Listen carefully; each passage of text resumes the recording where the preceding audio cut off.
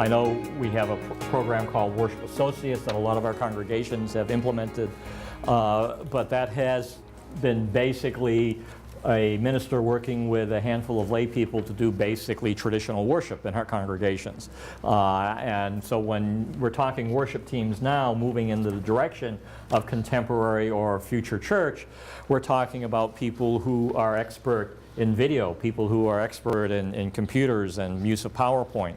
And we're not talking just what we think of as the traditional creative types who can lead singing or can, do a reading dramatically or something like that. But also now your team also includes these other people who need to be part of it in order to really do worship that is going to be well received and well done and well planned. Because again, nothing that, as Marcia said this morning, we may be looking at things that in some ways look less formal or aren't what we're used to, but that doesn't mean there's any less planning. In fact, there's probably more planning going in to make these types of services look well and be carried off well than there is in our traditional model. And that's maybe one of our big blocks for moving in that direction, is it takes more time.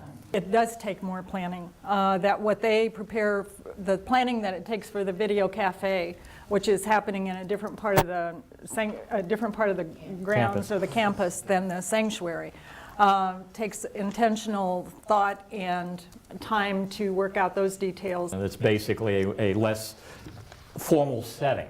You still have a formal service, but it's more relaxing chairs. They serve coffee and donuts or whatever, and people get it and walk around and such. And so it's a little less formal setting, and that's what the video cafe concept that came out of the multi-site was.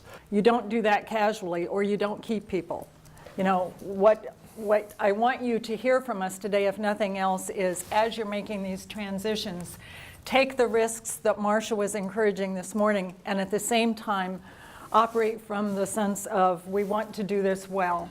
Yeah. That people do pay attention to the sense of excellence. Now that doesn't mean that we become so attached to getting it right as we tend to do as you use, and keep that as a barrier of making the change. It's take the risk and change, and be well intentioned along with that planning, and keep people informed of the changes you want to institute, but also give yourself some permission to stumble and bump a bit and move on.